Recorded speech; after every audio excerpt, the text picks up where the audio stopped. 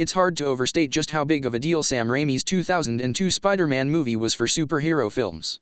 It came right off the heels of the original X-Men movie, and together they showed the world that comic book movies could not only be good, but also make money.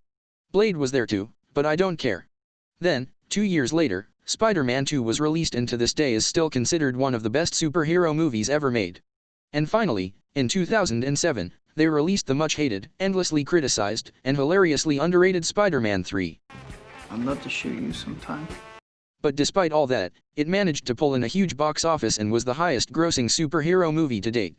To be fair, there wasn't much competition. And on this record high, Sony decided to get to work on a fourth movie, Spider-Man 4. Hello everyone, I'm Fantastic Nerds, let's nerd out. A few weeks ago, I posted a video about X-Men Origins Magneto, a cancelled X-Men movie about the title character Magneto. And because I had a lot of fun making that video, I wanted to make another. Today, we're talking about Spider-Man 4, the cancelled Spider-Man sequel that Sam Raimi still thinks about. Development began in 2008, with Raimi returning to direct along with the original cast. Sony hired James Vanderbilt in October of 2008 to pen the screenplay, who was one of the writers for Zodiac. The script underwent further revision by playwright Gary Ross, who would later go on to direct The Hunger Games, in October of 2009. One of the biggest problems with Spider-Man 3 was that it was stuffed with too many villains, and there is a reason for that.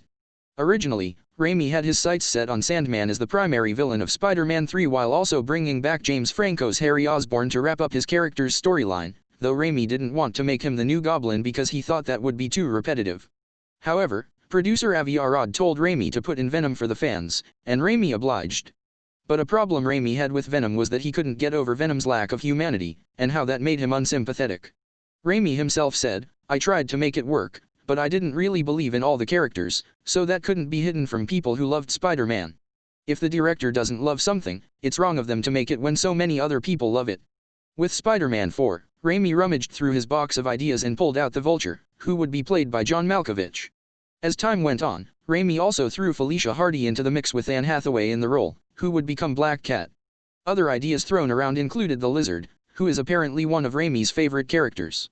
Thanks to some storyboards, we know the movie would have started with Spider-Man fighting several B-list villains like Shocker and Prowler in a montage, ending with Spider-Man bringing Mysterio into NYPD headquarters, who would be revealed to be Coach Boomer. Take it! But other than a fight between Spider-Man and Vulture, no other storyboards were revealed, so it's not that clear what else Raimi wanted for this movie, but to be fair, he didn't know what he wanted either. As work continued on Spider-Man 4, Raimi couldn't quite get the script right. He didn't feel like the story he and his team came up with warranted a movie, and he eventually left the project. Because Sony had to release a Spider-Man every 5 years to keep their rights, Sony decided to scrap the idea of a fourth movie and decided to reboot the series.